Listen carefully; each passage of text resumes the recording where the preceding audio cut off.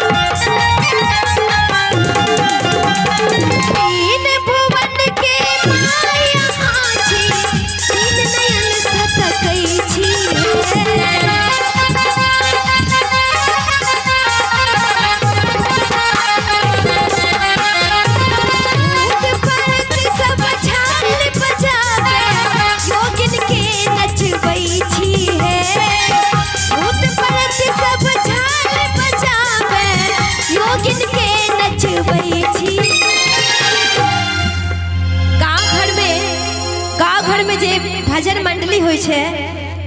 ई गीत के बहुत सुंदर मतलब बहुत पसंद कल गए गाँव घर में ते हम सबसे पहले अपने सबके बीच यह गीत रखलो और सबके आनंद आवे सुन के कहे छे कि भूत प्रेत सब झाल बजावे और योगिन के नचबै छी है